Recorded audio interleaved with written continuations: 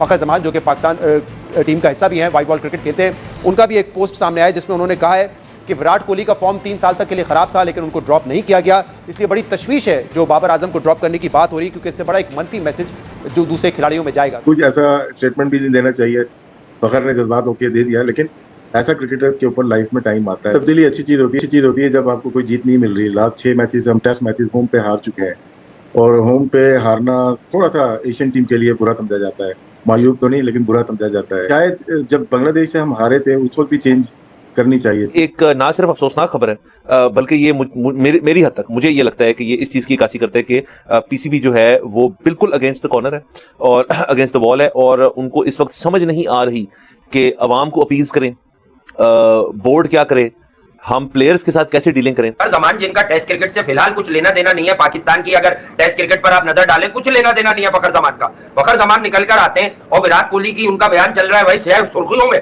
कि वो विराट कोहली को भी 3 साल तक परफॉर्मेंस और एवरेज स्टैटिस्टिशियन बने हुए हैं फखर जमान और एवरेज कोट कर रहे हैं विराट कोहली के 3 साल के T20 में उसका इतना था। मुझे तो वो आपा बुआ याद आ गई क्या, हाय T20 में इतना था, हाय ओडीआई में इतना था, हाय उसका टेस्ट में इतना था, पर इंडिया उसे खिलाता रहा। मतलब क्या पोर्ट्रे करा रहे हो यार। सबसे पहले तुम्हें हम कहते थे कि तुम्हारी जगह खाई इन्होंने T20 क्रिकेट में, तुमने कंप्रोमाइज किया, तो आज फखर जमान तुम निकलो ये झूठ बोलने कि बाबर को ड्रॉप करना ठीक नहीं है। लेकिन पाकिस्तान की टीम जिस जगह पे खड़ी हुई है वो मतलब अच्छी चीज नहीं नजर आ रही, क्योंकि पाकिस्तान में एक ही चीज है जो स्पोर्ट्स है, वो क्रिकेट है जो कि यूनाइट करती है पूरे पाकिस्तान जी। एक 1.5 साल से या 2 साल से देखे हमारी परफॉर्मेंस बहुत बुरी जा रही है तीनों फॉर्मेट में। पहले फखर का ट्वीट आया, हसन अली का ट्वीट आया और तो और आमिर जमाल साहब ने भी ट्वीट कर दिया और ट्वीट में उन्होंने अगेन कहा कि विराट कोहली भी आउट ऑफ फॉर्म था, कोई नहीं बोला। और मोहसिन भाई ये क्या क्या कंपैरिजन चल रहा है, ये विराट कोहली के साथ इन्होंने कंपैरिजन शुरू कर दिया है, टीम से ड्रॉप हो गए हैं, यंग टीम आई है, इन्होंने तो और माहौल खराब कर दिया बहुत। बाबर आजम को ड्रॉप करने से पूरी टीम को गहरा मनफी पैगाम जाएगा। घबराहट में फैसले करने के बजाय अपने खिलाड़ियों का तहफ्फुज़ करें। याद रहे नाज़रीन, बाबर आजम ने 1 हफ्ते पहले ही T20 और वनडे की कप्तानी से इस्तीफा दिया था, या यूं कह लीजिए कि उनसे लिया गया था। हम ये समझ रहे थे ना कि ये शाहीन बॉब्जी ये ड्रॉप होंगे तो थोड़ा सा माहौल बेहतर हो जाएगा। मैं आपको सही बताऊं, मुझे तो माहौल और खराब लग रहा है टीम का। अब तो ओपन ट्वीटें शुरू कर दिए। पहले जो लड़ाई ड्रेसिंग रूम के अंदर थी, पहले जो लड़ाइयां ऐसे बातों मतलब की हद तक बाहर आती थी, अब तो ओपनली एक किस्म की ट्वीटें कर रहे हैं। शाहीन शाह अफरीदी और नसीम शाह के साथ आपने नाइंसाफी और ज्यादती की थी, ऐसी फ्लैट पिच बनाकर जिसपे फास्ट बॉलर्स के लिए कुछ भी नहीं था और वो उसमें कुछ भी नहीं कर सके। और सबसे पहले तो ये कि आप अपने इस टेस्ट सीरीज से पहले 5 रोजा मैच थे, इससे पहले आप वनडे कप खेल रहे थे, आपकी तैयारियां नहीं थी और ऐसी फ्लैट विकेट पर फिर आप बड़ी बुरी तरह हारे। आपकी तरफ से ये देखने को नहीं मिल रहा है, आपने कोई भी पीछे इतने अरसे से लेके, चाहे वो T20 है चाहे वो टेस्ट मैच क्रिकेट है, कोई मैच विनिंग स्पेल आपकी तरफ से देखने को नजर आ नहीं रहा है और मेरे ख्याल से ठीक डिसीजन है। जय हिंद दोस्तों। तो दोस्तों, पाकिस्तानी खिलाड़ी व्हाइट बॉल खिलाड़ी फखर जमान का एक ट्वीट सोशल मीडिया पर जमकर वायरल हो रहा है, जिसमें उसने लिखा है कि विराट कोहली जब फॉर्म में नहीं था तब भी उसको भारतीय टीम में जगह मिलती थी, लेकिन मतलब बाबर आजम पिछले कई अरसों से एक फॉर्म में नहीं है तो इसको टीम से बाहर कर दिया। आप इससे अंदाजा लगा सकते हैं कि पाकिस्तानी खिलाड़ी जब करेंट जनरेशन के जब एक खिलाड़ी इस तरह की बातें कर रहे हैं, जब किसी को टीम से ड्रॉप किया जा रहा है, तो आप अंदाजा लगा सकते हैं कि इन पाकिस्तानी खिलाड़ियों की किस तरह की मेंटालिटी है। ये सिर्फ चाहते हैं कि हम हर टाइम पाकिस्तान क्रिकेट टीम के लिए मैच खेलें, क्योंकि इन पाकिस्तानियों के लिए है कि अपने रन्स बनाओ, टीम में रहो, पैसे कमाओ। ख्याल में ये दुरुस्त फैसला है सिलेक्शन टीम का और पीसीबी का जो उन्होंने बाबर आजम, शाहीन शाह अफरीदी और नसीम शाह को ड्रॉप किया? देखिए, तब्दीली अच्छी चीज होती है जब आपको कोई जीत नहीं मिल रही। लास्ट 6 मैचेस हम टेस्ट मैचेस होम पे हार चुके हैं और होम पे हारना थोड़ा सा एशियन टीम के लिए बुरा समझा जाता है, मायूब तो नहीं लेकिन बुरा समझा जाता है। शायद जब बांग्लादेश से हम हारे थे उस वक्त भी चेंज करनी चाहिए थी, बाबर आजम को रेस्ट देना चाहिए था, शान मसूद खुद रेस्ट ले लेते और एक आध प्लेयर शाहीन अफरीदी को भी रेस्ट दे देना चाहिए था। लेकिन वहाँ पे ऐसा नहीं, क्योंकि एक टेस्ट इंग्लैंड का खेलते उसके बाद 2 टेस्ट में वापस आ जाते, लेकिन ऐसा नहीं किया उन्होंने। ये तीसरा टेस्ट आ रहे और बड़ी चेंजेस की हैं और जो प्लेयर्स लिए हैं, जो निकाले हैं, उसमें 2 बड़े नाम हैं। नाम तो सारे बड़े हैं लेकिन 2 बड़े, सरफराज अहमद पाकिस्तान के कप्तान जो जीते हैं चैंपियन ट्रॉफी, और बाबर आजम। 2 फास्ट बॉलर, नसीम शाह उनकी शोल्डर की इंजरी है थोड़ी थी, और शाहीन आफरीदी और अबरार अहमद अनफिट हो चुके हैं, बुखार था उनको या जो भी प्रॉब्लम थी वो टीम के साथ नहीं है। बाबर आजम बड़ा प्लेयर है, मेरे ख्याल से जावेद मियाँदाद हो, यूनुस खान हो, यूसुफ हो, इंतमाम हो, जहीर अब्बास, माजिद खान, जो भी है, सब पे बुरा टाइम आता है और वो फिर अपने वर्क करके वापस आते हैं।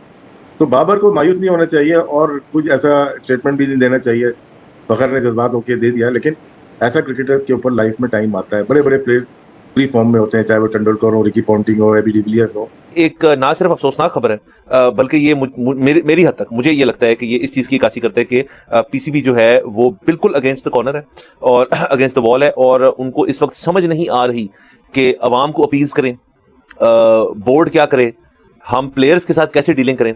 आपने अपने टॉप 3 निकाल के ये दिखाने की कोशिश की है कि वी कैन डू एनीथिंग, ये भी हो सकती है। दूसरा ये हो सकता है कि एक बहुत क्लियर और स्ट्रांग मैसेज भेजा गया प्लेयर्स को कि सब एक डिस्पोजेबल कमोडिटी है, जब परफॉर्म करोगे तो खेलोगे। एक लिहाज से बहुत लोग इससे एग्री भी करेंगे, हत्ता कि मैं नहीं करता।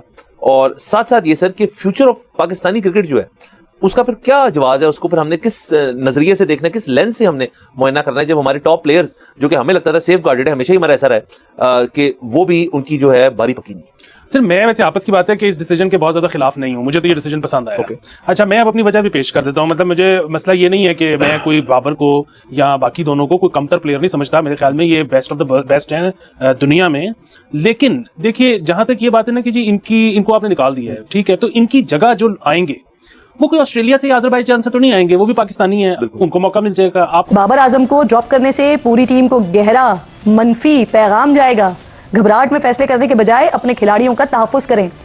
याद रहे नाज़रीन, बाबर आजम ने एक हफ्ते पहले ही T20 और वनडे की कप्तानी से इस्तीफा दिया था, या यूं कह लीजिए कि उनसे लिया गया था।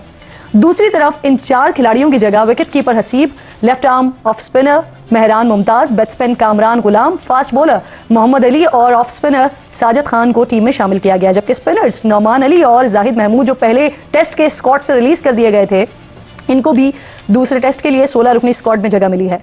इससे पहले मुल्तान टेस्ट में इंग्लैंड के हाथों तारीखी शिकस्त के बाद कप्तान शान मसूद की तब्दीली की खबरें भी आ रही थी, लेकिन फिलहाल तो ऐसा कोई इक़दाम नहीं उठाया गया।